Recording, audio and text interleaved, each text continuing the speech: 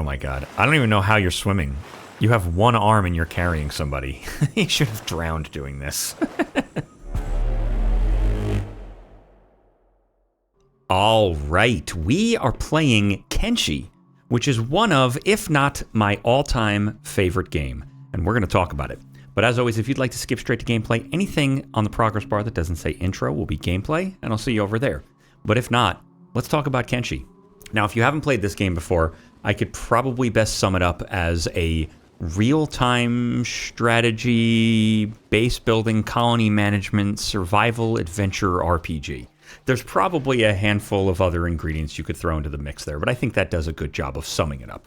It is probably the most quintessential example of a game that could be called the jack of all trades and the master of none. It does a fair number of things, but it doesn't do any one of those things better than any other game that only does that thing. So, like I said, it's got colony management. Is it better than a colony management game? Not any of them at all. It's got some base building. Is it the best base building game? Not by a long shot. It's got real-time combat. And while I'm not really an aficionado of real-time combat, I would say it's probably not the best one.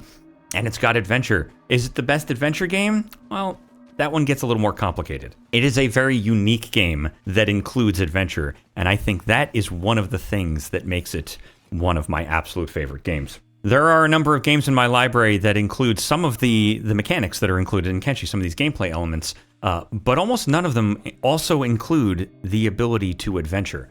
I can play a colony management game, and you typically will be stuck in your little tile.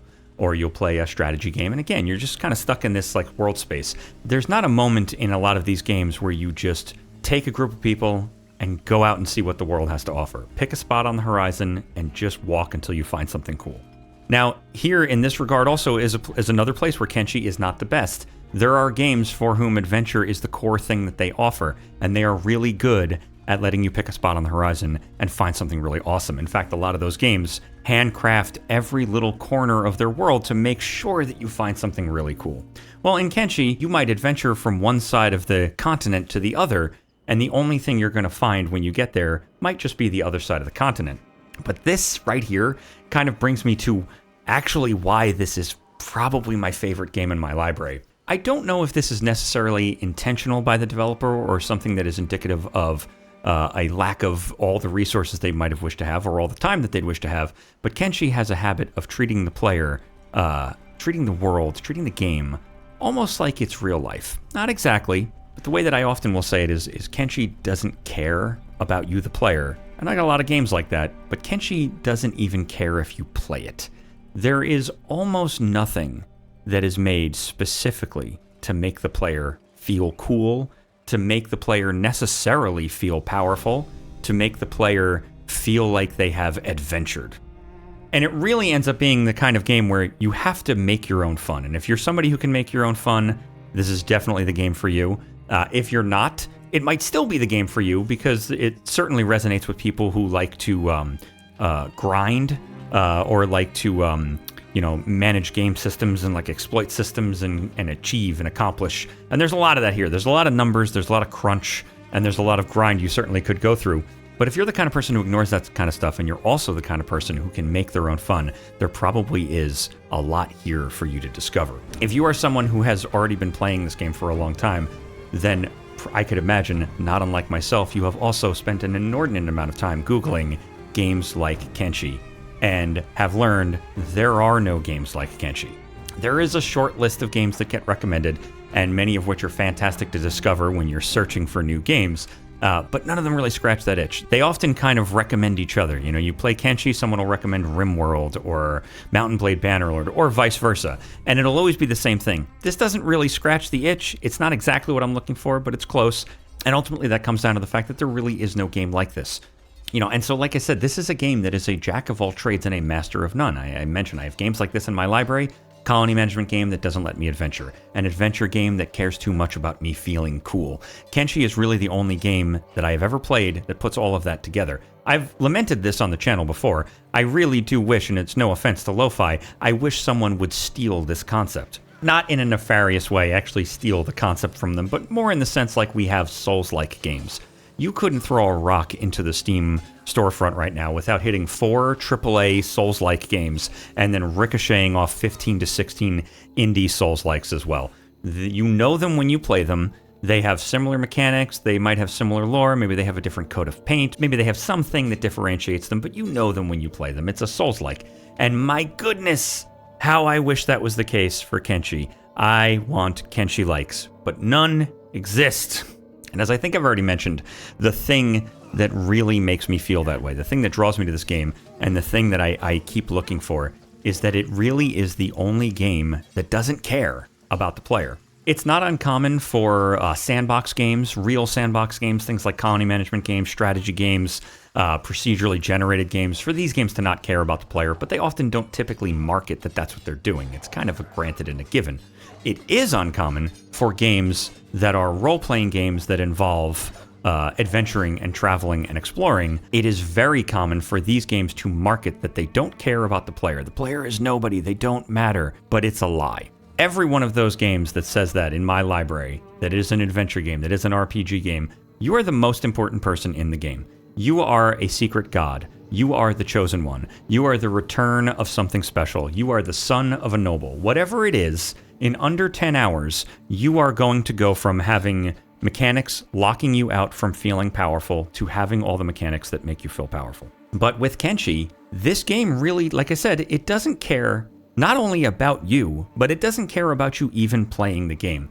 One of the best examples that I like to point out for this, and this is another thing that I don't know if it's intentional or a matter of not having necessarily enough resources to flesh out this small part of the game, but in this game, characters are going to die. They're going to get hurt, they're going to die, you're going to lose limbs, you're going to bleed to death, you're going to starve to death, you're going to go into a coma, but eventually, you may come to a point where your last character dies. And when that happens, the game is over for you.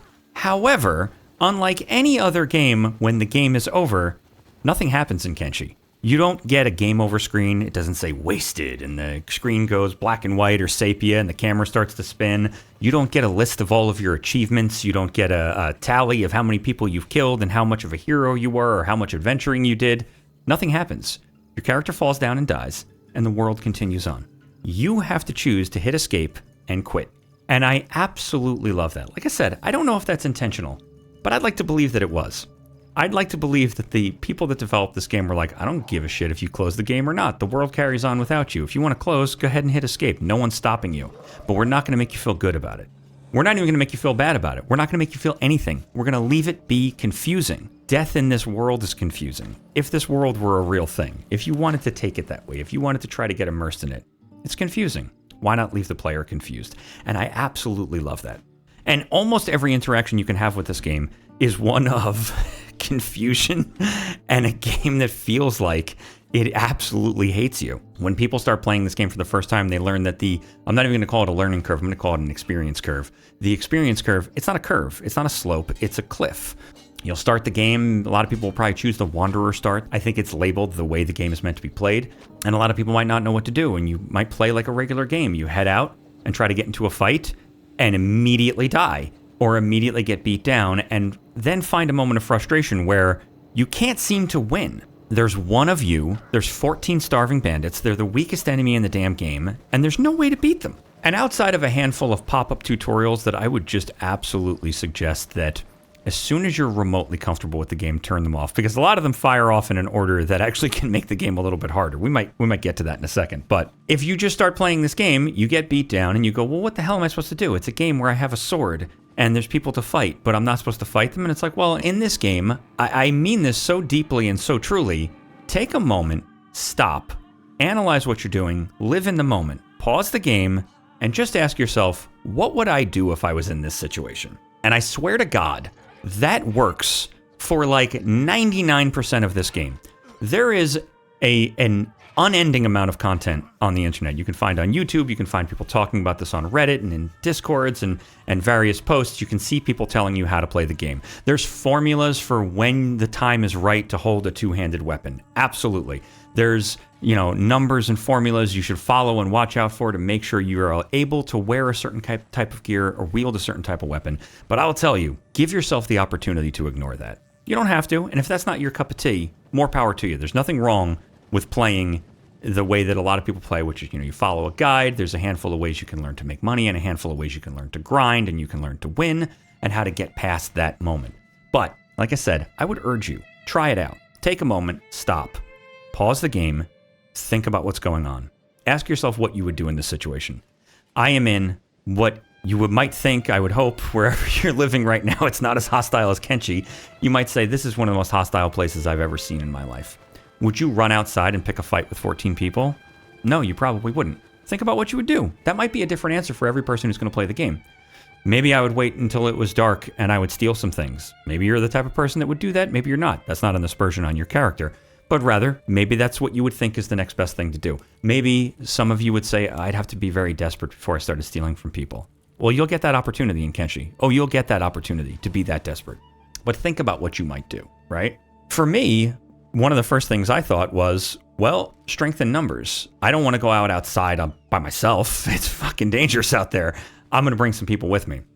Crap, I don't have any money. How can you make money? Well, again, you can go online, you can look for guides, but you also can bumble around the world and figure out ways to make money. You can quite literally practically get a day job in this game. But ultimately what ends up happening is you get beat up a little, you earn a little bit of money, you buy a little bit of gear, you make a few friends. Every time you want to try to achieve something in this game, just stop and go, what would I do if this was real? What would I do right now if this was real? Would I run out and take on a beak thing? Well, you probably wouldn't. You might. Maybe that's who you are. I wouldn't. I absolutely wouldn't. Listen, if we're being really serious here, the first day would be my demise if this was real. So being completely forthright and upfront. But this is what's so fun about games. You can immerse yourself in the fantasy of what if I was able to survive something that is absolutely unsurvivable. But this is, like I said, what makes this my favorite game, is that I find that every single moment that I play this game, there's another opportunity to say, what would I do if this was real life? And then when I apply that logic, almost all the time, that logic works. Are you heading outside the walls to get beat up? Do you not want to get your arms cut or possibly cut off or lose legs and limbs and bleed to death? Well, cover those limbs. Cover those limbs with something more than fabric. And then learn that, oh, I'm actually not strong enough to carry the heaviest gear. Or the gear that I have doesn't seem to do a good job of stopping edged weapons versus blunt weapons. You can look all of this stuff up online and find the exact right answer to any question you might have. But like I said, I would absolutely urge anybody that thinks they might enjoy playing this way to really do it. And I say this because while I'll never get an opportunity to play with every single person that's ever played this game, you certainly can go watch other YouTubers play the game, watch other streamers play the game, and watch people talk about it in places like Reddit and Discord. And a lot of people really focus in on that grind. How to quickly become the best. How much can you put inside of a dead pack bowl to throw it over your shoulder so that you can get that strength up as fast as possible? Well, for me, I really don't like to approach it that way. I like to say, what do I want to do right now that either makes sense or feels cool, right? What feels awesome in this world? What feels immersive? Or what makes sense for these characters to survive? And this leads to things like I said, there's a formula for when you should use a two-handed weapon.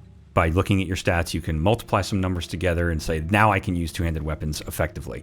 I think it's a lot more fun to say, maybe this character, he picked up a two-handed weapon or he started with a two-handed weapon if you download an alternate start, and he's going to use it. And maybe he doesn't live, and maybe we mourn his passing. He was never good at what he did. He loved that weapon, but it didn't work out for him. Or maybe that character gets beat down and gets back up and gets beat down and gets back up and lives to tell the tale of being a master two-handed weapon wielder. That is a fucking hero's journey. That is a tale you tell. That is a character that you're proud of. That's an adventure to have. Or you can go online and look up, like I said, right now, find out exactly what the number has to be. But again, like I said, I mainly urge people to do what you think feels like the right thing to do in the moment. You'll see, if you watch the series, you'll see me do a similar thing. There's certainly, I'm sure, although I don't remember what it is, there's numbers you should pay attention to for when you should use certain ranged weapons. But I don't really pay attention to what those numbers are. I just kind of follow the logic. And again, just applying logic, I go, would I hand someone who's never held a gun a high-powered rifle? Absolutely not. Not without proper supervision. And in this instance, we do not have proper supervision, so you probably will not see my level 1 characters or my early game characters. There's really not level 1 parlance in this game.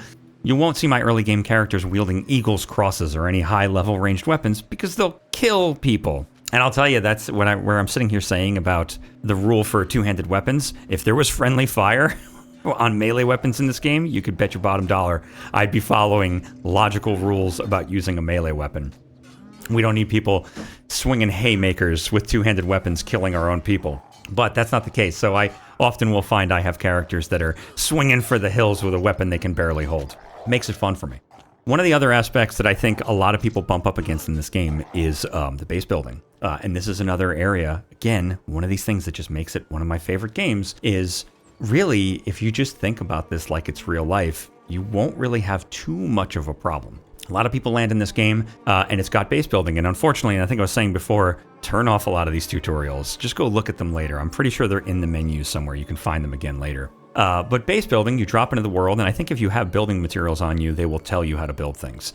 But you should not do that. You absolutely should not do that. Now, absolutely, there are always going to be people who are ready, day one, doesn't matter, they've got it covered, it's easy for them, they're going to figure it out. But the average person is going to have a tough time the first time they put down roots, which is very jarring. It's a damned video game. It has base building. How do you play games with base building? You land in the world, you're a brand new character, you gather some sticks and some rocks and some grass, and you make a hatchet, and you chop down a tree, and you gather some stone, and you make a foundation, and you put up some walls, and there, now you have your base. Now you can venture out from this point. And that's how I think every single game that I own that has base building in it, that's how they handle base building. That is not how Kenshi handles base building. If you build something in the early game, expect to lose that something. Expect to lose those characters. But I posit to you, approach it like real life. Think about when you moved out of your parents' house. Maybe you're about to move out of your parents' house. Maybe you're about to go away to college. Maybe you moved out years ago. Whatever that moment is, either think towards it or remember back to it. Did you, at that time, leave your parents' house, travel to the most hostile environment on Earth, and found a new civilization in that hostile area? Did you build walls out of nothing, established commodity production, establish a police force and guard force and training and medical care and food production and trade routes and diplomacy with local governments? Did you do that when you moved out of your parents' house? You probably didn't. Very, very likely you just went to the town where you live and you rented an apartment. And in Kenshi, you should do the exact same thing. If you would like to have a place to call home in this game, you should not go and build a base. Absolutely not. You should go buy a tiny shack in a city where it's safe. They've got walls, they've got police, they've got protection, they've got rules, they've got food, they've got everything you need, and you can spend some time there leveling yourself up, getting experience, learning how the world works. And if you play long enough and you play long enough in this fashion, there's going to come a day where you are prepared. You've learned enough, you have enough supplies, you have enough people, you have enough commodities to back you up, you know the area, you know the people that you're going to be dealing with in terms of diplomacy, and then you can set out into this very hostile world and put down roots. And I find that so much of this game, like I said, I've said over and over at this point, is a game where you can just approach it with a sense of logic. And if you do that, there is fun to be had. Now, this is not a perfect game. Like I said, jack of all trades, master of none. This breaks down in a ton of places. The diplomacy is not that great in this game. It really is a quintessential sandbox. You really have to make your own fun, and you have to be able to overlook shortcomings. But like I said as well, it's one of those games that just kind of puts all of this stuff together. All of it together in the way no other game does, and lets me have this experience where, I played this game for 2 years, every week for 2 years on this channel. It was one of the main reasons I started this channel, was to talk about this game and to play it. I wanted to get further than I had ever had before, and I realized that if I didn't commit to something, I never would. I would always play characters for, 10, 20, 30, 40 hours, and then I'd put the game down for months, come back, and be like, I don't know what this is. I gotta start over. And so I've been playing this game on this channel, like I said, reason I started the channel, for 2.5 years, and I did not even make it to the late game. I will say I probably made it comfortably to the mid game. But that experience of playing that game, whilst it might not have been the case in the moment, it never always felt so real in the moment. Looking back on that, it almost feels like following through the ages of this group, these people, my community. There was these times we went through where the game almost changed how I approach the game. You start out and you are just barely surviving. You're trying to find a place where you're not going to feel like you're going to be killed by everything at every turn. And eventually I got to a place where I had a larger group and we were ready to settle down somewhere and we were ready to make a name for ourselves. And we did that. And there was a struggle in that moment of trying to make this thing whole and trying to make this thing self-sufficient. And eventually, overcoming that hurdle, it almost started to come to a point where it felt like a civilization. I no longer was thinking about making sure we survived the next day. I was thinking about commodity production in such a way that I could support a longer tail of a scout team, a larger scout team gone for longer, a larger group of citizens doing more things, and maybe even not being so efficient, because again, I mentioned I don't necessarily like to play so efficiently. Teams that have a lot of downtime, maybe they're eating food, maybe they're not producing as much as they could, feels very real. And this game kept following me at every turn. When it finally came to an end, we were in open war with one of the factions, and it was one of the most exciting things I had ever experienced because this stuff meant so much to me. I like to play games that don't care about characters. I like to play sandbox games and procedural games that absolutely are not afraid to kill the characters. But this was the first time I've ever played a game where I started playing differently. I was worried about losing these characters. I was worried. I don't know what I would have done if anybody that was very important to me died. And it really did get to that point where I had a city so large that there were characters that I don't even remember the names of. It's almost like watching a movie and there's those main A-list characters and there's some side characters and whatever it is, the space station or the colony or whatever it is gets attacked and a bunch of people die and they're like, oh, we lost so many people that day. But if you lose one A-list character, you have to do an entire episode about the funeral and how sad everybody is. And that's where I was pretty much at by the end of that game. I was completely taken with these characters and that's never happened to me before. So suffice to say, I am pretty darn passionate about this game. I've been playing it, as I mentioned, for about 2.5 years, and that just came to an end a couple of months ago. I have been working on a mod list over the course of those 2 years, and I've been testing it out a little bit recently on live streams, if you've watched any of those. I've put together a mod list that I would like to see carry me for as long as it takes for Kenshi 2 to come out. Actually, probably a caveat there. I think it would be wise for all of us to expect that Kenshi 2 will be a disaster. Not that I think that it's going to be, or I don't believe in the abilities of the team at Lo-Fi. More that I hope to be pleasantly surprised with a game that is perfect at launch, but I am fully ready to accept a game that takes a little bit of time to find its feet, and the only thing I want to say when that happens is, okay, I expected this. So what I will say is I expect to play this series until Kenshi 2 reaches a place that I want to play it. That it looks like I'm ready to switch over and have fun with that instead. Now, like I said, I've been working on a mod list for a couple of years. It's not really anything necessarily special, but I'm going to talk a little bit about it at the top because it is, there's some dramatic changes to gameplay that you will see if you're going to watch this, and maybe you can help you decide if you want to bother watching it. I also have it linked in the description. It's a collection on Steam, so you can browse it and see if there's anything in there that's interesting to you, or determine if you are interested in any of these larger gameplay changing mods.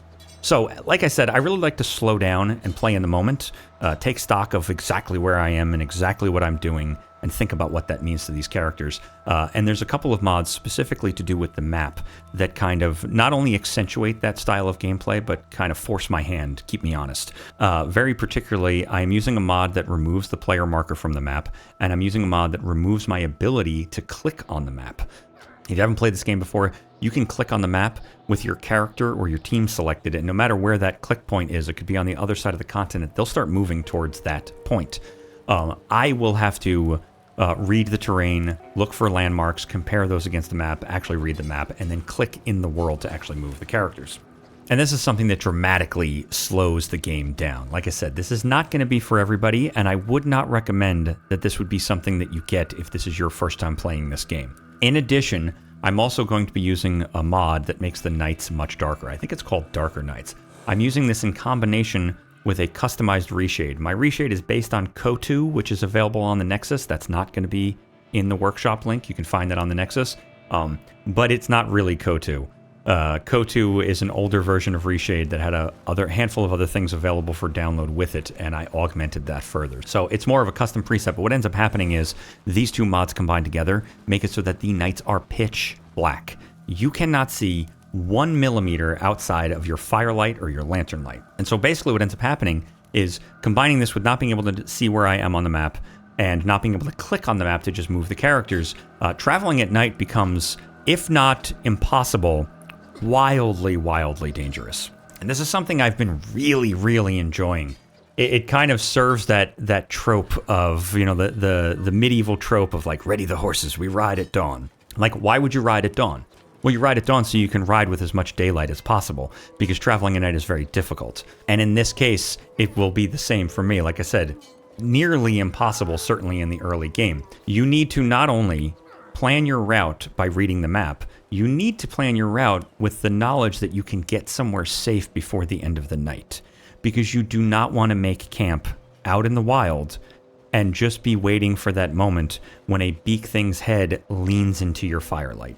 And I say that not as a supposition of what could happen, but as a thing that has absolutely happened to me. And it makes for some wild, interesting, exciting, and insane gameplay. If you play very safely and very cautiously, it certainly can create some very slow gameplay, but as I've already said, I really enjoy the slow gameplay.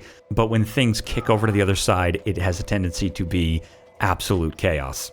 Now, this Darker Nights is used in combination with a number of mods that are on that linked list that augment the lights further. I have gone and augmented a ton of stuff in that list further. I've patched a lot of things myself, so I will say, as somewhat of a warning, use a lot of those mods at your own discretion. There are certain things that just didn't work for me. I don't think I found anything that absolutely 100% was broken or did not work, but your mileage might vary, and I did find that I needed to do a bunch of tweaking. I've made a massive amount of tweaks to the lights. Even with using patches for Darker Nights and other mods that further augment the lights, I'm still making changes myself. I think I'm still going to be dialing this in as I play the series anyway. So those mods, that little combination of mods right there, not being able to see myself on the map, not being able to click, and having Darker Nights is really the big group. That's the thing that's going to really change gameplay. There are a couple of other smaller things that if you're watching this, you might go, why aren't you doing this? This is one of the ways you should play this game. I'm using a handful of mods that change some smaller aspects of the game.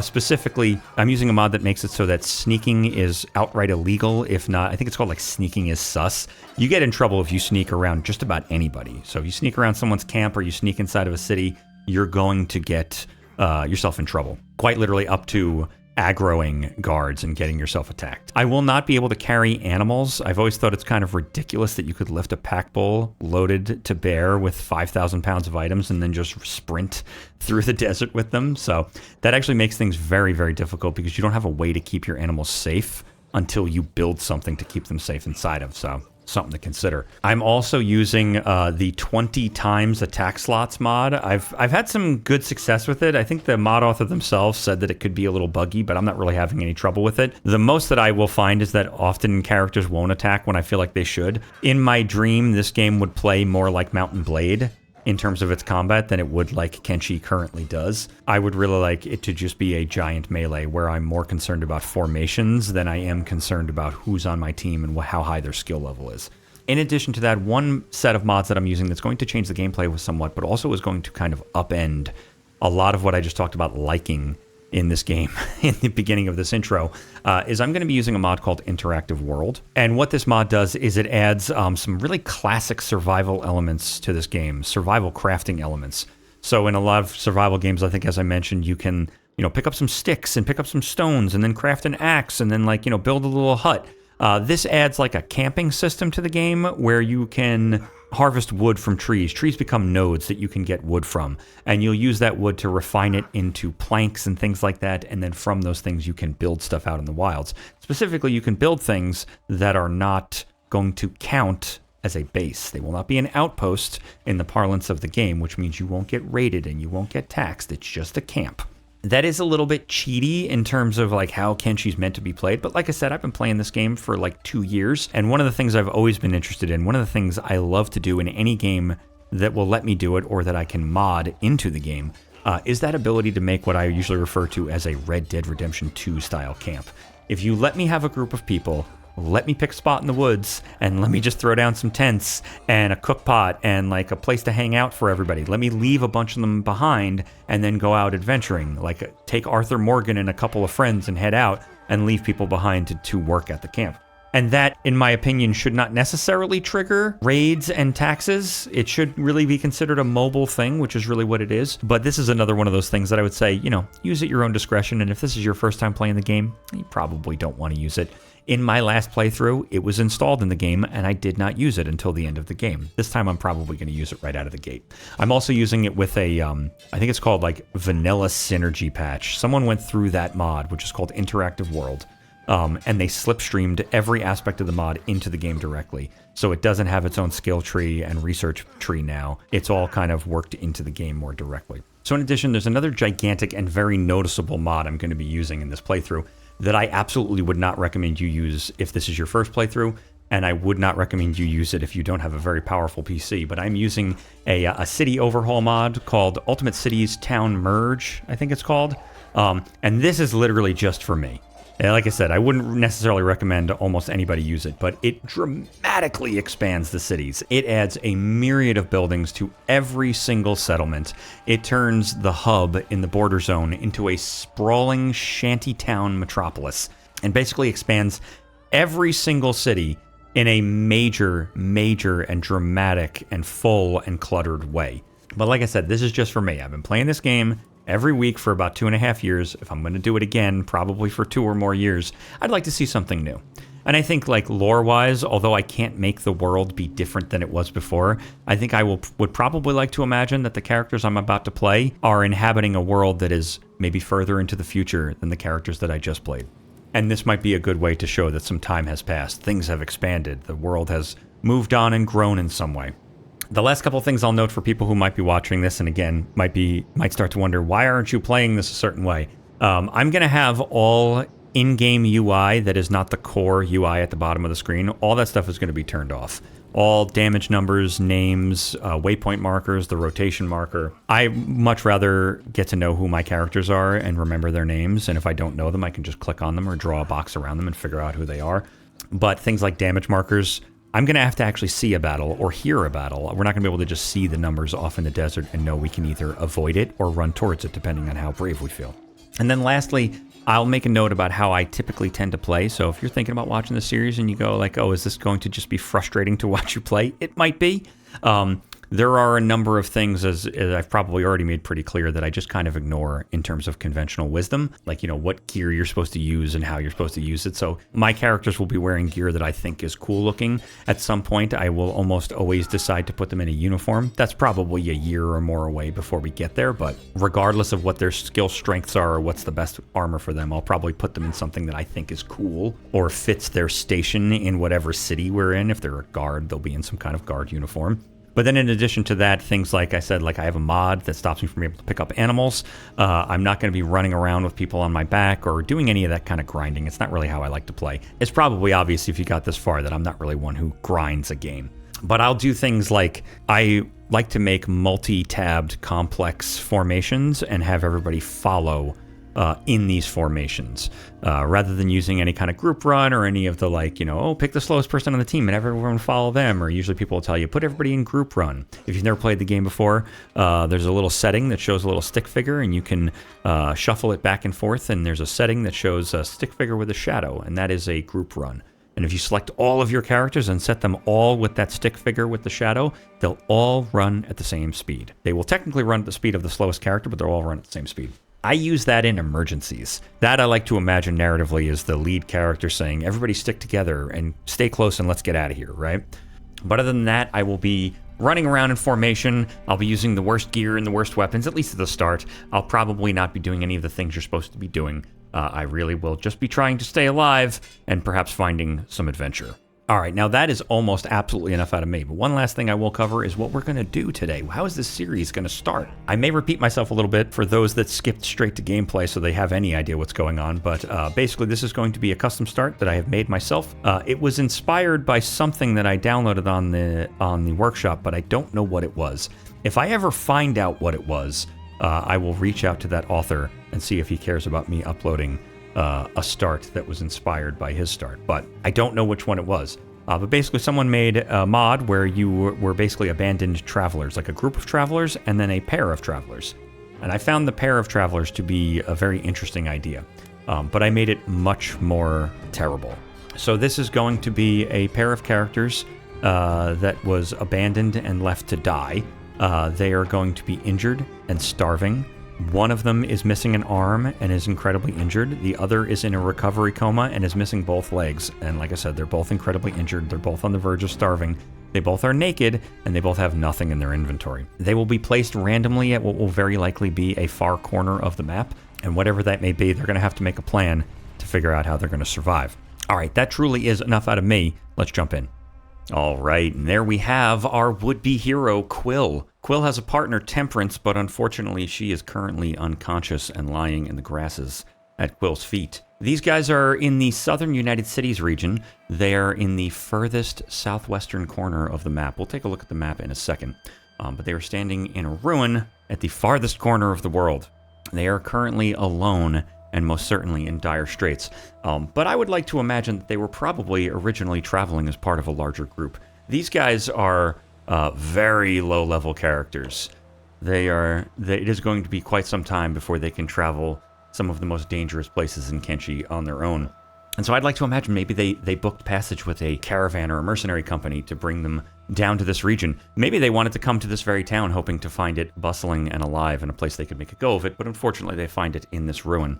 But whatever they were doing before this, it did not end well for them. There is no group to speak of. It's now just the two of them, and it is quite clear that they have been beaten, robbed, and left for dead.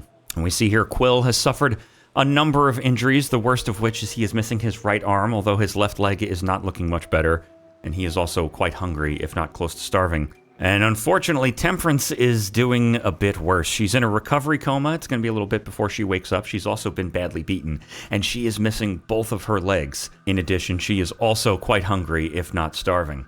Let's take a look at the map. If you skipped the intro, I am using a mod that blocks the player marker from being shown, and also stops me from being able to click on the map.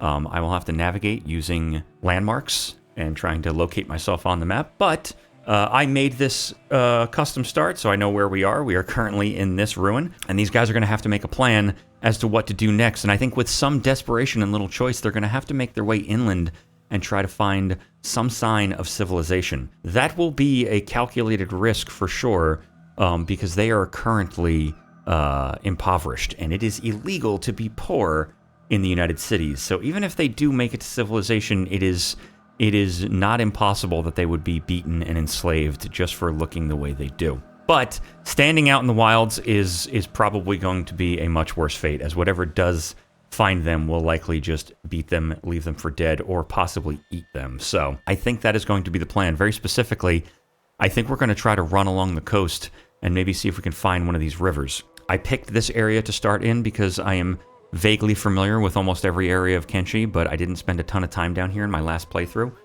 so it'll be a surprise to me as well. But my recollection is that there are some cities. There's maybe a city in this region, maybe something down here.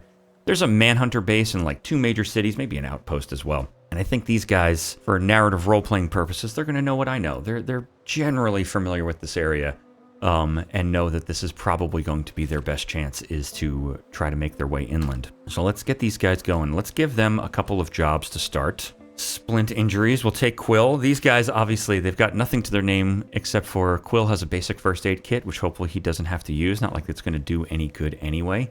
And like I said, they've been beaten, robbed, and left for dead. Let's have Quill pick up Temperance, and let's get going. Let's head up to this ridgeline and see if we can get a look at any larger view. We'll also keep our eyes open for stuff we can pick up. We're going to grab an empty grog can. We can use that to make a special campfire with a cook pot. So we'll do that, and we'll make our way up to this ridgeline and see if we can get a look. I'm going to imagine that's right here. We'll see if we can get a look at what's going on this way. I don't have a mod to keep me honest, but I am going to try to stay relatively close to the players around here. There are times in the game where you have to zoom out really far, like if you're in really tight and complex places, but in general, when we're traveling in the wilds, if my characters are going to be surprised, if they should have been surprised, like we can't see over this ridgeline, I shouldn't know what's on the other side of that, so we're not going to zoom out to take a look at it. And like I said, there are no mods to keep me honest there. It's one thing we don't have control over. There's a couple things you can't change with mods, the camera being one of them. But I'll try to remember. Sometimes you get swept up in the excitement and you zoom out real far, but I spend so much time myself playing the game and watching other people play the game, zoomed out to the point where everybody's just a little dot. And I find it is a lot more fun and exciting, dangerous, terrifying. All of the things that I love about this game are amplified by staying in close. There's a hacksaw over here. We're going to grab that. An empty rum bottle, empty grog can. I don't need any of this stuff. I don't want to stop and look around here too closely because these guys are hungry and they're close to starving. And Quill is carrying Temperance, so he's going to get hungry faster. I don't necessarily know that we're going to make it to a safe place by nightfall, which means we just want to use as much of the daylight as we can to get as far as we can. If you did skip the intro, one of the other mods I'm using is one that makes the nights pitch black, which makes them incredibly dangerous because you can't see who's moving around you. A beak thing could just lower its frightening face into your firelight, and that's the end of your team. But we're going to get to the top of this ridge and take a look. This is the most dangerous moment we're going to have. Anytime we're climbing something where I can't see over the edge, we don't know if we're going to come face to face with something dangerous. But we want to get a good long look and see what's out there. Because if these guys get attacked right now, it's the end. And they're not going to survive whatever happens at this point. I have all of the advanced options set a little bit harder, so they'll get hungry a little bit faster. The fights will be a little bit faster and a little bit more deadly. So most certainly, I can say with confidence, it is unlikely they would survive a moment like this. Let's get to the I don't want to get to the highest point. Let's just step out in front of this tree. We're going to leave the game plan, and we're just going to move our heads around. I just want to get out of the way of all this brush here, and we're just going to look around and look for anything moving. We don't want to stand here too long in case something comes up from the left. I'll give them a spot really far away, and we'll start walking. We're going to keep our eyes peeled for movement. Like I said, I really love playing the game like this because it adds to the tension. Yeah, I feel in the moment. You feel we hear the birds chirping and the steps on the ground of his feet padding along the dirt. It feels very, very tense and frightening. It also means when the music stings come in, they have a tendency to feel a lot more emotional. They kind of layer into that tenseness and excitement, and as if on cue. Almost a seemingly more hopeful music cue. I don't really love having something rise to my left so close. Like I said, if something comes over, this is as fast as he can go right now. So we won't get away from anything. If a dog pops over this hill, or some rebel farmers, or some slave hunters, there's quite a bit of danger in this region. There are slave hunters and manhunters and rebels and possibly bandits, but there's also dogs and things of the like. It is every area in Kenshi is dangerous, but I would say this is probably one of the more habitable zones for an early player. You know, there are no beak things, there are no blood spiders, there are no cannibals, I think. We'll see. Alright, we're going to go a little bit further. We're going to check the map again. You can imagine the desperation these guys feel. Quill knowing that he's going to have to carry Temperance while he's starving. He's missing an arm. He's got nothing to protect himself. Not that he'd be able to use it if he could. I'm pretty sure you would need a right arm to swing any weapon in this game. And certainly couldn't use two-handed weapons. But he's certainly not going to leave her behind. And it is going to be quite a long road for these guys. Temperance rather, is not going to be able to do anything. She is just going to be, unfortunately, a burden. Like I said, probably weighs heavy on Quill's soul, knowing that he can't leave her behind, but she's quite literally just going to be a burden because she can't do anything until she gets legs. And Quill will not be able to defend them, so it'll be a very interesting life for them, to say the least. So we're going to make our way to some sign of civilization. There are, like I said, there's a couple of cities down here. There's also a way station we might be able to bump into. Something's moving. I was also going to check the map. It is United Cities. Let's step away from them. Let's go into sneak, and we're going to go to the other side of this hill. We don't want to come anywhere near them this far out in the wilds because we would be tempting fate. They will most certainly tell us it's illegal to be this poor. Quite literally. You've never played this game before. It is brutal, and I love it. It's so good. It's so good. But one of the main factions, the United Cities, consider it illegal to be impoverished, which we are very clearly currently impoverished. We're going to move a little bit to see if we can get a look at them, but like I said, we're not going to zoom out too far. Try to keep it around there. I saw them running. I'm praying to God they're not running this way. I see them. I see them over there. I think they're moving away from us. They may have attacked something, but we're going to leave it. We don't want to burn too much daylight, but this is not a bad spot. I don't see why anybody would run over this way if they were going to. If it was later, I would say we could make a camp here. But yeah, I think I was even in the middle of just saying it's a calculated risk to go to a settlement because we may get beaten and attacked at the front gate, but we'll be enslaved. Which, unfortunately, is kind of a positive outcome in the beginning of this game. That's how wild this game can be. All right, we're going to get going. We're going to get going. I see them moving. They're over here moving away from us, and they shouldn't be looking at us. And we're going to try to take advantage of that. They could turn at any moment, and it could be dangerous. But yeah, if we go to a front gate and we get stopped, I'll make sure no one's coming around behind us. I just keep my head on a swivel, but I also don't want to lose these guys. Oh, we're getting so close to them. Oh, God. Big wish list. Big item on the wish list for Kenshi 2. Oh, God. Did they turn to come this way? I think I'm seeing that very, very, very heavily because they're coming towards me. They're not coming to attack me, but I think they're getting closer, and that's why I can see that. We can see that bark bubble, that talk bubble, very, very defined because they are close.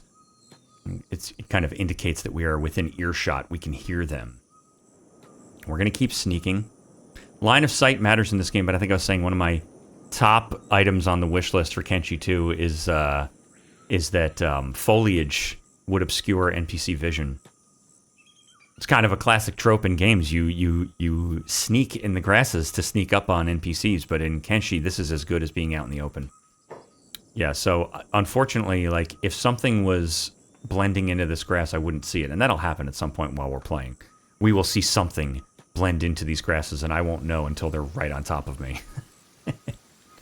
Alright, it does not look like they are coming towards us. I don't see anything out that way. Very nervous. And come out of sneak and start walking so we can move a little faster. We'll get to the top of this ridgeline, and we'll check the map again. I wanted to check it before, but we got distracted, obviously. And I got distracted. I didn't finish my thought of saying it's a calculated risk to go to a settlement. Because if we get attacked at the front gate, we'll be taken as a slave. We'll be taken as prisoner. Which means they'll keep us alive and they'll heal us. But if we get attacked by the United Cities out here, they're just going to leave us. They're not going to take the time to run us somewhere. And that will be the end of this episode. So quite obviously, if this episode makes it to the channel, something has happened with these guys. It doesn't mean it turned out the way I want it to. Ideally, we're going to find, a dead Garu, a dead pack beast from some nomad clan, filled with gear and food and weapons and everything we need to start our journey. But it is also quite possible that we get attacked and left for dead and only one of them survives, or we get made slaves, or they lose more limbs. We shall see. All right, we're going to come to the top of this line here, this ridge. I have an idea of where we are. There's a little bit of a land mass jutting out this way, a little bit of a peninsula. We'll get to the top of this escarpment, and we will check the map and try to locate ourselves. We are loading. Let's give that a second for the frame rate to catch back up. There it goes. Keeping our head on a swivel. We do not want to be surprised. There's not much I can do about it when I'm approaching something that... When I'm approaching an area that hides the view. Something could come running over this hill, and that would quite certainly spell the end for these guys, but... I absolutely love how this game has such beauty in its desolation. They've done such a good job with the world, and the landmasses and the biomes.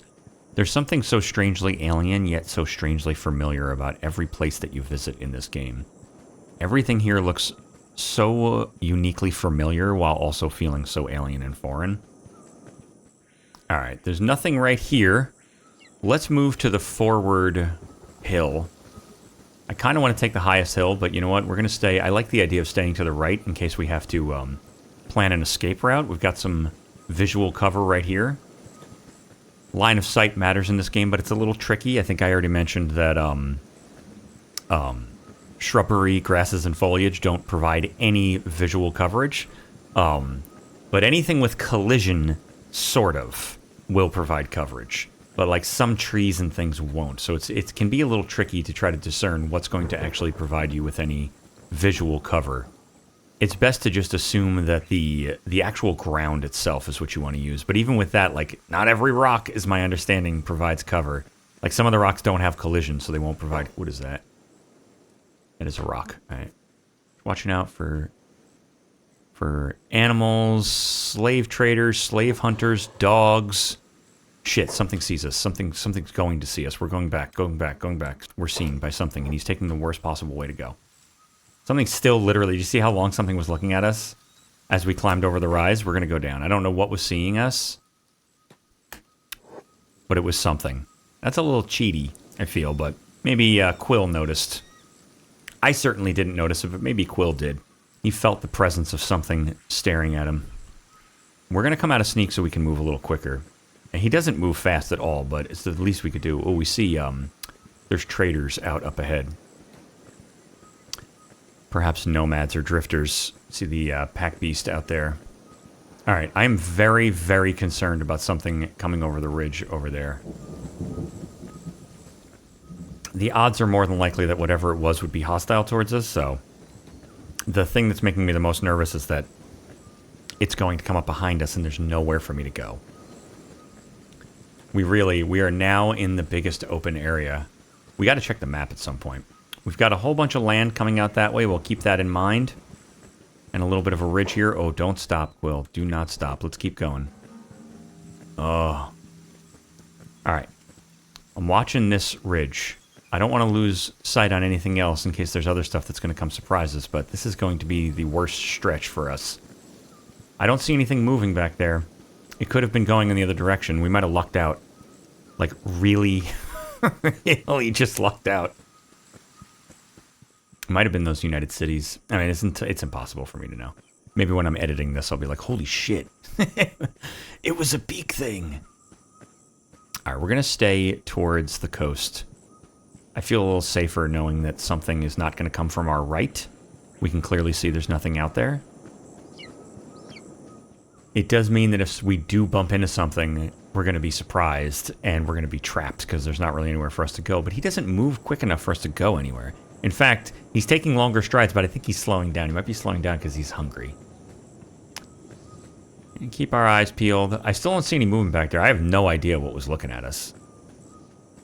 I saw nothing. Quill saw something. It feels almost cheaty, but I'll say it was his perception.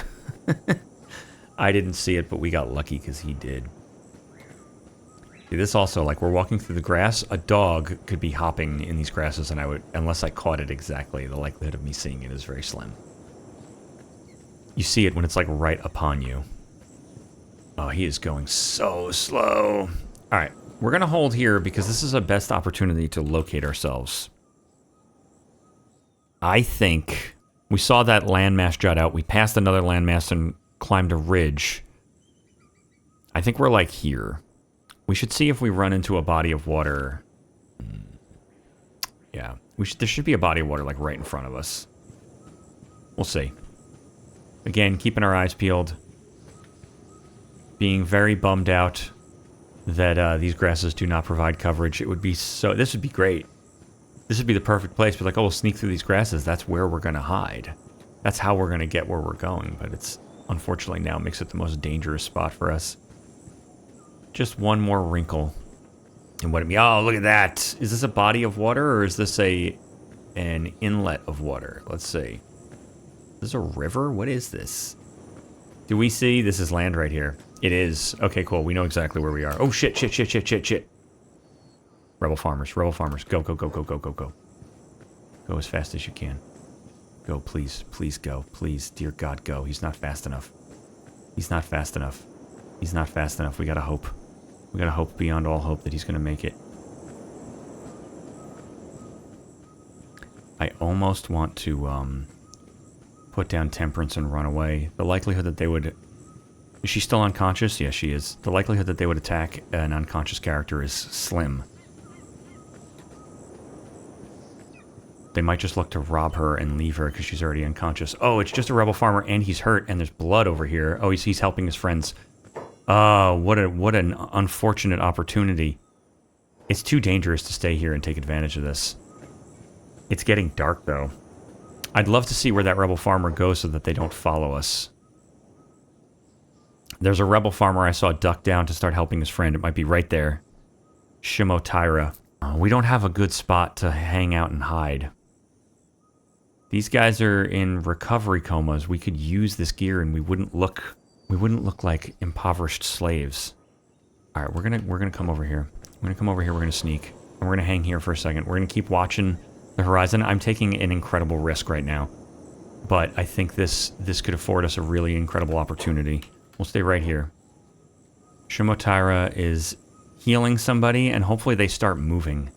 And if they move back the way they were coming before, they started walking towards us, we'll come around the other way and take all their stuff. And we may... What is it? It's 8 o'clock. It's going to get dark very, very soon. This person needs to move on immediately. You have to hurry what you're doing. There they go. There they go. We're going. Ah, shit. They went and fucking mediced somebody else. Alright, we're going to hang here for a second and let Shimotaira do what they're going to do. We're gonna go take possessions off these bodies. Hopefully no one else gets up. This is a risk, because if anybody gets up, it's just going to mean that we're wasting even more time here. But if we can get their stuff, we might take it out to the edge of this peninsula and make a camp far, far away. I don't want to get too close. Let's step away from this. We'll stay right here. And we're just going to watch for Shimotaira to get up and leave. I think the rebel farmer is leaving completely. We're coming in. I think I saw a bone dog in the grasses there. This is not bad. Let's come out of our sneaking. I already lost him in the grass. You see what I'm talking about? You can't see shit. And if she were to turn around and see us, we'd be done for. I come back in a sneak. I lost exactly where these bodies are, but we'll be able to find them once we get a little closer. None of these guys are playing dead. There's a bone dog. That is fantastic. There's also somebody with better gear here. We've got armor, a shirt, boots, a hat, another med kit. Temperance, why don't you hold on to this stuff? We're going to be way too heavy. Here, you can take this too. You can't wear pants, so you don't need pants, but we'll get you some clothes as well. Loot all these people. Dying. Alright, good. Oh, look at that. Better armor. We'll give this to Temperance. She can wear that. We'll take this. We'll take a weapon, even though there's not much we can do with that. There's not much we can do with that at all. Any of this stuff worth anything? Not really. It's not even worth carrying. It's going to be too heavy. We're gonna search this dog for sure, and I'm also looking to see if anybody's got ranged weapons on them. Oh, we have food. Look at that. Look at that. Look at that. All right. We're going to go out somewhere out of way, and we're going to make camp. And we can make a bed out of the skin. We can make a little sleeping spot for Temperance. How wonderful. I'm just checking to see if anybody's got anything ranged.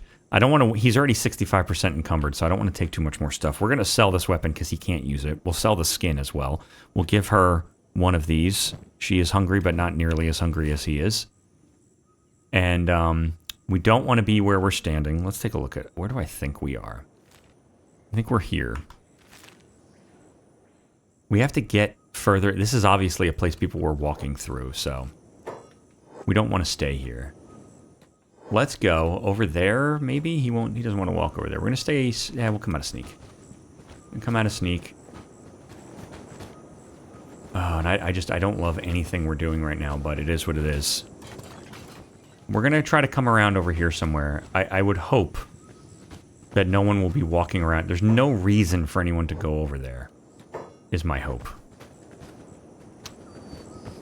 And we're going to make camp over there because it's going to get too dark to see, and that's going to be very, very dangerous for us to deal with. We'll come out like right here, maybe?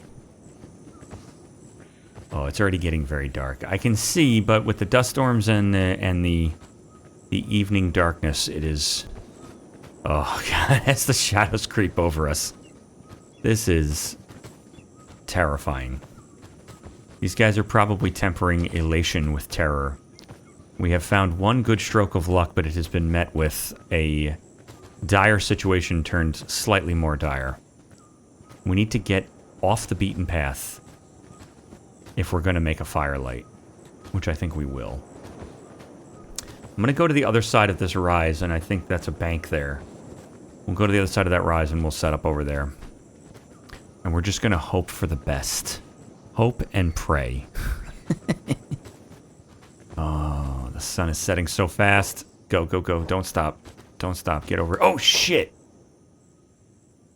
Slave traders, go, go, go, go, go. Away, away. Why are you not walking away? Hilariously, my plan has backfired dramatically in my face. I can't see shit. But we almost walked face to face with slave traders. These guys are walking by feel and approaching silhouettes. We're gonna camp by this structure here. This little cropping of rock here. We'll set up a little spot right here and hope, and just cross our fingers and hope for the best. That's all we're gonna be able to do. I don't exactly know where we are. I don't know how close we are to anything. I don't even know if there's water on the ground at this point. Alright, this is our spot right here. Right here. Done.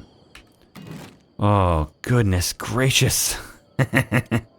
We'll put a skin right there. And we'll make a campfire so we can see what we're doing. Done. And we will dig for grubs. We can search for insects to eat. They don't really provide much nutrition beyond what you spend searching for them, but it's better than just losing. It's better than just becoming more hungry as time passes. We're gonna put her in the camp bed, Temperance, in the bed, and we are going to dig for grubs for the night.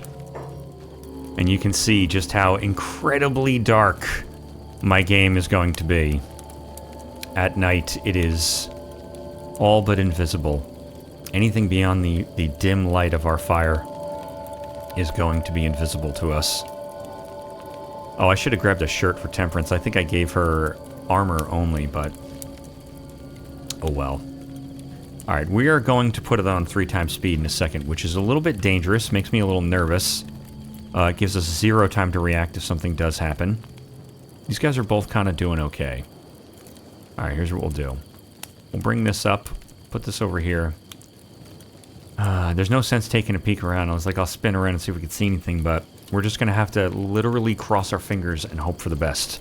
And just hope. Nobody bothers to take interest in us while we're sleeping here. Alright, we're going into 3x speed. It's midnight. We see these guys. Temperance sleeping. Oh, nice. She is no longer in a recovery coma. That is really good. That is good to see. We'll give her a grub. She eats it immediately. They're all very hungry. Oh, Quill's gonna get no sleep. But he's happy knowing they don't look like slaves anymore. At least they can hopefully pass as people with some amount of prosperity. If anything, maybe he passes as a slave trader himself, carrying Temperance over his shoulder like that. Maybe they'll think he's a bounty hunter or something. Alright, when the sun rises, we'll see if we can get our bearings.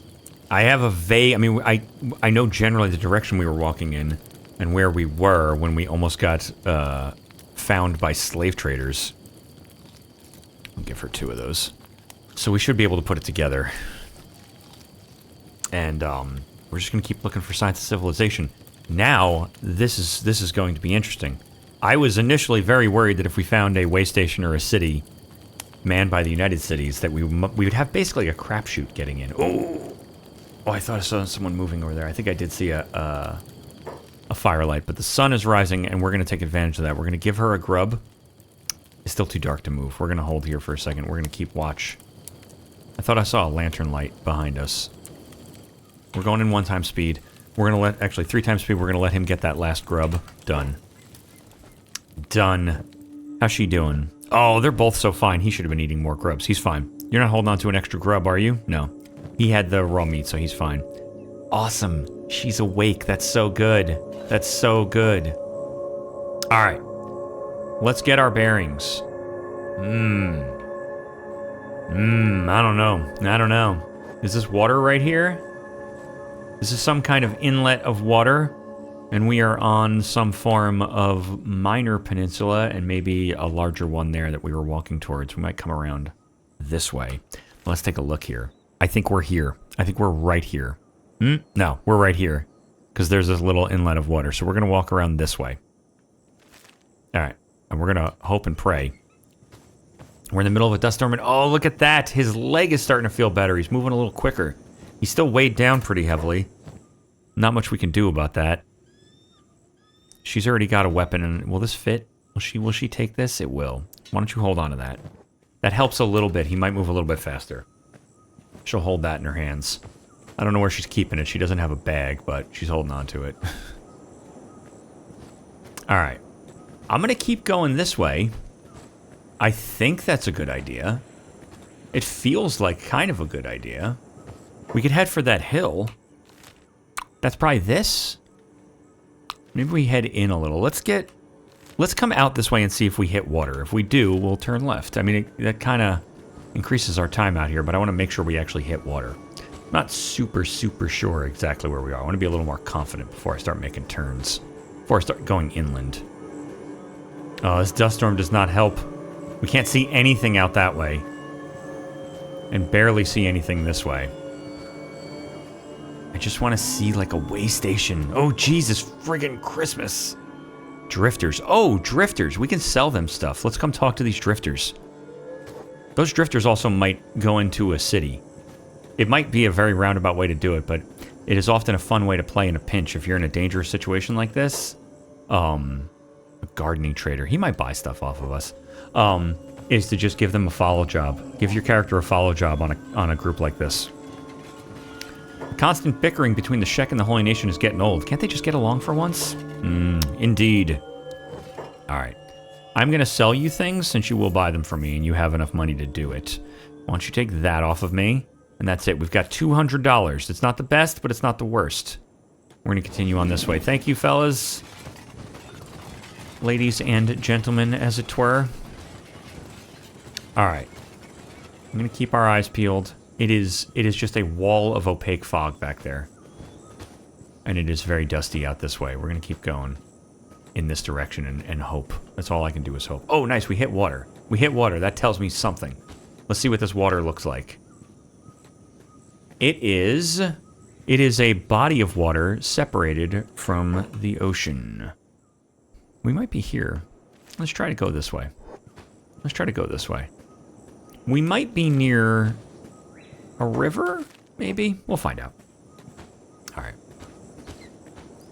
These guys are probably on cloud 9 right now, but we don't want to give ourselves a false sense of hope or security. This dust storm is really not helping at all. It's really, really bad. Okay, if I am right here, maybe I will find a river if we keep going straight this way. We'll find a river, and maybe we'll vaguely follow the river. I'm not uber sure, like I said, of where I'm going, but I know there's a city. So, oh, we discovered Drifter's Last. Where? Oh, nice. Interesting. I would have bet money it was here. All right. All right, we got to find that river. We'll follow the river. We'll follow the river in. Do I have a river here anywhere? Is this a river right here? Let's go take a look at this. No, that is a body of water. That is not a river. Can I get down this way? What is this? Oh, I don't like when I get too focused on the middle term goal, which is getting to Drifter's Last. We got to focus on what's right in front of us. What am I looking at? That might be all this. Okay. If that's all this, there might be a little tiny body of water right here. Let's see if that's the case. If that's the case, we'll cross right here and we'll be confident there's a river here. There might be a little sliver of river. A river sliver right here. Is it? It is not. No, there is not.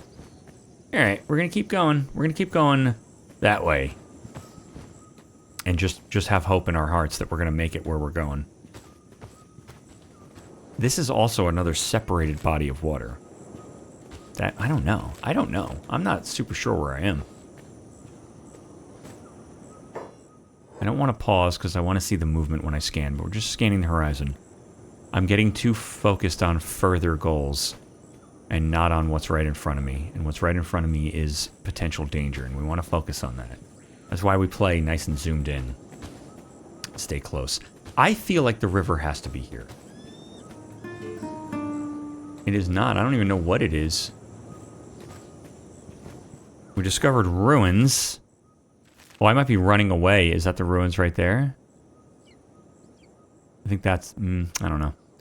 Let's try going over here. Let's get to the top of this hill. I see there was movement out there. Thought I saw something out there. We're eating our last grub. That's okay. It's almost 8 o'clock in the morning. We're going to get some height, and we're going to look around, see if we can find a friggin' river. That is definitely the ruin, so... We walked somewhere up here. So I gotta look... This is... I'm probably looking at this. We get to the top of this hill and see if we can put eyes on Drifter's Last. And I believe Drifter's Last is one of the main cities. I think it's Clownsteady and Drifter's Last. And then there's like a way station maybe. There could be more. We'll find out as we go. That's the fun of exploring. The exploration, adventure, and surprise of it all. Oh, I see a river. Beautiful. Thank God I didn't keep going that way. Alright. We're going out this way. I don't see Drifter's Last. Let's get to the edge of this and we're going to look around proper. Alright. Again. Don't get too focused on what's far ahead. Pay attention to what's in front of you. Oh, do I see the top of a building? I don't know. It's tough to say. Let's head out. We'll give them a spot far away, and we'll focus on what's in front of us.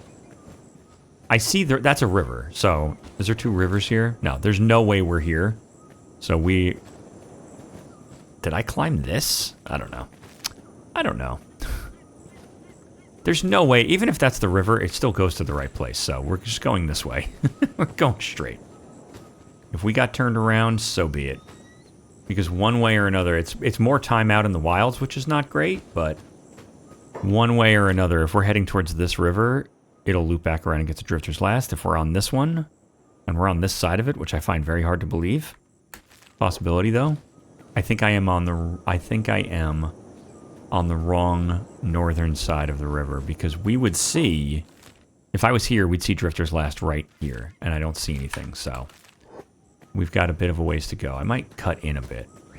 There's no harm in cutting in. We know the river's right there, and that means we got off the beaten path. Camping overnight really threw us off our game. Let's get to the top of this ridge right here. Again, climbing ridges with a ridge behind us. In plenty of range for someone to see us and run at us. If we get to the top of this and we can see another river, we'll definitely know what we're doing. Oh my god. We're loading. We might be loading Drifter's Last. We're going to give it a second. Let it catch back up. Oh, we did indeed load Drifter's Last. We are heading in the right direction. These guys don't know it, but they got a really good feeling. Oh, we are still loading. We'll let it load. There we go. These guys don't know it, but they just got a good feeling in their hearts that they're now heading in the right direction. But again, we don't want to get complacent. We want to pay attention to what's in front of us. Here comes the most dangerous moment. Oh, it's right here! It's right here! Oh, so good! Alright, to the top. God forbid we got attacked by manhunters or slave hunters or dogs 5 feet out of the city. Oh my god, and there's a gate right there. We're going. We're going. We don't look like slaves. Oh, we've got a little bit of money. Not enough for anything, but we've got a little bit of money. We've got some supplies for camping.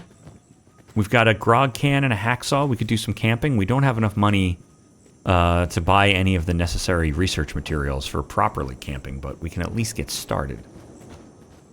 We can get just a little bit started. We're going to need a blueprint for logging, which I think is expensive. Not super sure what we're going to do about that, but what we might do is we'll go into the city and we'll bring Temperance to a bar and let her hang out in a bar while we maybe scout the perimeter and check out what kind of shops they got. If you skipped the intro, I have a pretty expansive cities overhaul mod, so most of the major cities are incredibly expanded. Oh, geez, there is a river. There's a gate over there, but we're just gonna cross the river here. We'll take a swim. These guys can get a little wet.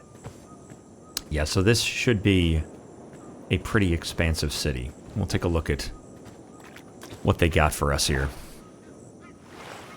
Oh my god. I don't even know how you're swimming. You have one arm and you're carrying somebody. You should have drowned doing this. And after many arduous minutes, we emerge from the river. Let's head in. We should be fine, in theory. Fingers crossed. Fingers crossed we should be fine. We want to hit at least a general trader. We'll see if we can drop her off. So oh, nice. Go on through. Thank you. Hey, you got a tree in your gate there, my friend.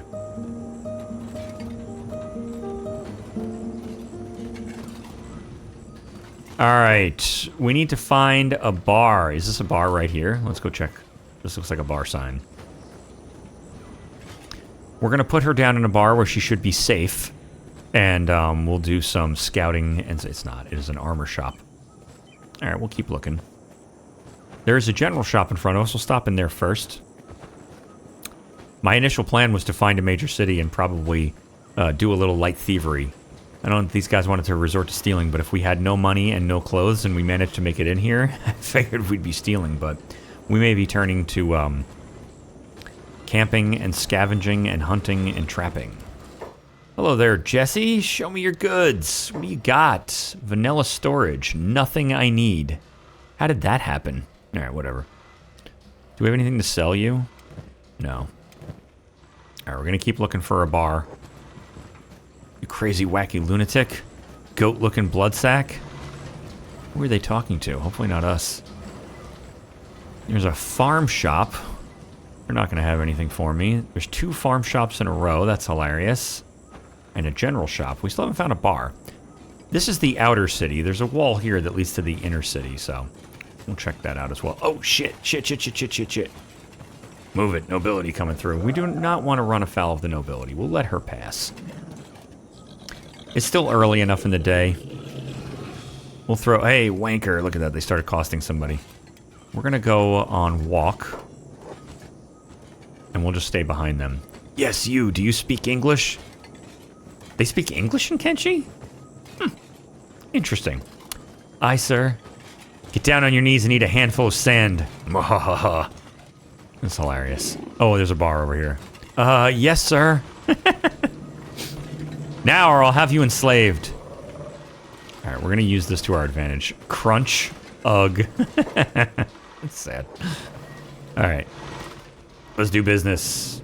Oh, interesting. A bunch of backpacks and nothing else I need. How much is a backpack? 250 and I got 213. Isn't that always the case? 500. Alright. Be nice to have a backpack. Of any variety. Alright. Out we go. We still gotta watch out for the nobility. Hopefully they didn't go in the bar. What is this? Travel gear. Let's go in here. And another general shop, unless we made a circle. It might be the first general shop. And we still have not found a bar. What do you got for me? Oh, you have backpacks too. Outdoor workbench, $2,000. Mercenary tent, $300. Shawl blueprint, $100. Logging, $100. We're getting that. Camp kits and outdoor research. Those are the 2 we needed. Beautiful. That leaves us with $113, which is damned nothing. You do not have a $100 backpack, so there's nothing I can do about that. Is it light $100? Nope, it's 217. More than I had to begin with. Beautiful. All right. Oh, she's got a weapon. Come here. Boom. Done. What does that give us? 226. Still nothing. I'm going to get a lantern. We're going to need that. All right. That gives us $9. We're going to be grub digging for a while. All right, there's a general trader we're going to check to see if we've made a giant circle, and then we will head into the inner city. See if we can find a bar in there. It is a hustling and bustling city, my goodness. We have no money, there's some drifters ahead of us. Joining the Empire seemed like a safe choice. We just have to make a lot of money. I'm in the same boat. Can I talk to you? Who are you? No, I can't. No, I can't. That's unfortunate. Oh, there's a bar. Let's head into the bar. What do we got here? Other residential. Oh. Interesting. The nav mesh is such that I can't get down here. Alright, whatever. We'll go the long way. We might, we're just going to let him go wherever he's going to go. He'll either run outside or he'll go inside. Looks like he's going to go outside. That's fine. We should be relatively fine to pass in and out of these gates at this point. Being completely naked was a bit dangerous, but you must be here to trade goods. I certainly am, sort of. This is actually kind of good, too, because I wanted to scout the outer perimeter a little bit. The gate guards will often protect the front gate, and that means they'll kill dogs and rebels and all sorts of stuff, and they do not loot or butcher. They just leave it where it lies, so. One man's trash, as they say. Oh, it's so good that we found clothes. It would have been such a shame to be brutally, forcefully mistaken as slaves. Like, no, you don't understand. We were supposed to come here to make a new life. Oh, nice. Here's the...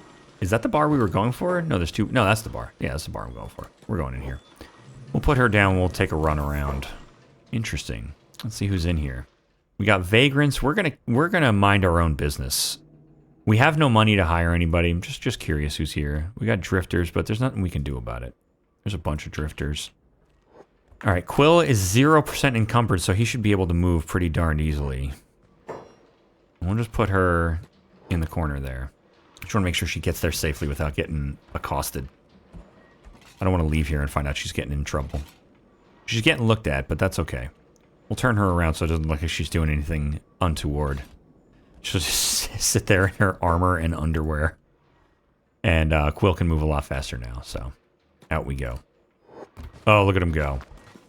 Let's go into the inner city. We're just going to check over here. We can go into the next gate to the left. There's a gate right there, but I think there was a couple of gates as we were walking around the outer city. Just wanted to make sure we didn't miss anything. Oh, a robotic shop. Let's go in. Dude. I mean, we're not going to be able to afford anything. We're going to have to make a trek to Hiver City for the kind of robotics we're going to need. Got plenty of arms in stock for you. Show me what you got. Oh, you got everything. And oh my god, it's $12,000. $15,000. $9,000, not bad. Do you have cheap legs? You don't. $14,000. $9,000 for... Yeah, we can't afford any of this shit. Nah, there's two right arms, $9,000 a piece. All right. Thanks for nothing. How do you not have economy crap? You should have garbage on you. I guess it's illegal to be poor, so... Damn, I'm glad I came this way. What is this? A headgear shop? What's this? A power station. That robotic shop is not marked. Alright, there's a robotic shop near an entry gate. We gotta remember that, in case I do end up having $9,000. Yeah, I don't know what's better, getting her legs or getting him an arm. If we get her legs, she can carry herself and she can defend us. If we get... Holy shit, another robotic shop. Oh my god, let's go in. If we get him an arm... he can carry her, and he can also defend himself. Akron hasn't been kind to you. I can get you a new arm, though. One better than you ever had before. Show me what you got. Also, thousands of dollars of arm. A $7,000 arm, that's actually not bad. A $6,000 arm? These will not be here when I'm ready to spend. I guarantee you these will not be here. A $6,000 arm is tantalizing. A $6,000 leg? Can she hop around on one leg? A $4,000 leg? Two $4,000 legs of different types. We'd need $8,000, and that's a long way away for us. It's gonna be very interesting. We're gonna just see what they got, and then we might pick up Temperance. What time is it? 3:04. We might pick up Temperance and head outside and find a place to make camp. Who are you, a drifter? No one's gonna follow us. It is impossible that anyone's gonna follow us. Oh, look at that, a little market square. I love it. Hack. That's someone coughing. That's not someone getting hacked. For just a second, I was like, oh no, someone's getting beat up. We can go rob them. Yeah, we're going to be doing a lot of scavenging. We got to keep our eyes peeled and our ears open for disturbances. Let's, did I miss an interior gate? There's another set of buildings in there. That's like where the, municipal area looks like it is. There's a police station in there. Good to know, too, if we find anybody that has a bounty. Quick way for us to make a few $1,000s. There we go. There's a gate. I assume we'll be allowed in here. Yeah, we're fine. In we go. There's a noble house, a barracks, a clothing shop, and police, and that's it. This truly is the municipal center. That's interesting. Nice. All right. That's pretty cool. All right, we're going to head outside. It's still early enough. Oh, we're going to actually, we're going to trade with Temperance because we're going to take those, that gear off of her if we can. And we're going to see if we can get a camp set up, and we'll bring her out to it once we get it set up. That is a river, and I think I saw another river on the other side. So let's do this. Let's scout the exterior and see if we find a good spot to set up. I don't want to set up right in front of the cards. I also don't want to set up too close to anything. We're not going to be building real things, like outpost creating things. We're just building camp materials, so we can actually build pretty darn close to cities. But we want a spot that has trees and maybe a little coverage and feels like it's not going to have people running up behind us. Like something like that. This is not a bad spot, though, but it feels like people would walk here. We kind of want to be out of the way. But I want like a little spot like this where we can see the ground and we're nearby to a tree, at least one tree. And not too far from the front gate. This is pretty cool. This ain't bad. What kind of run do we have to a front gate? Let's go take a look at the front gate. I think this is our spot. We'll see what happens. Hopefully it's not too dangerous. Hopefully I'm not making a fool's mistake. We're going to set up right here. Beautiful. What do we have on us? Not much. All right. Let's get ourselves a group campfire. Right there. Let's get ourselves the one skin bed that we have next to the campfire. All right. We have ourselves a little plan for a camp. It's going to take a minute. Quill is working on harvesting some wood. Hilariously, he's doing it without a right arm. The axe is his arm. That is funny. But his labor is terrible. It's going to be a minute till it gets any better. We'll do this till it starts to get dark. I'll probably put it on a little bit of a faster speed. Oh, shit. Dear God. Okay, this is not a good spot. These people literally are coming right through here. Beautiful. All right, lesson learned. Let's get the hell out of here. Literally picked the spot. The singular spot I wanted. Unbelievable. Unbelievable. Good to know, though. Good that we got to see that. They came right, literally, right where I was. Beautiful. Maybe we'll come over here. This is not a bad spot at all. This is nice. Oh, I like this a lot. All right, let me set up a camp here real quick and I'll run this stuff over. My goodness. My goodness. It's better that we saw it now than any other time. That is for sure. It's better to see that in the daytime than in the middle of the night. All right, nice. I've got the second camp now set up. My goodness. I dismantled the other camp. Hopefully somebody doesn't come now walking over this ridgeline to surprise us. But if that is the spot they like to walk, hopefully that is the spot where NPCs will stick to. And we've got a nice straight shot to the front gate with this one. We've got a straight shot technically to two front gates, though we'd have to swim across a river to get to the second one. But in a pinch. But either way, I think that's where we're going to leave it.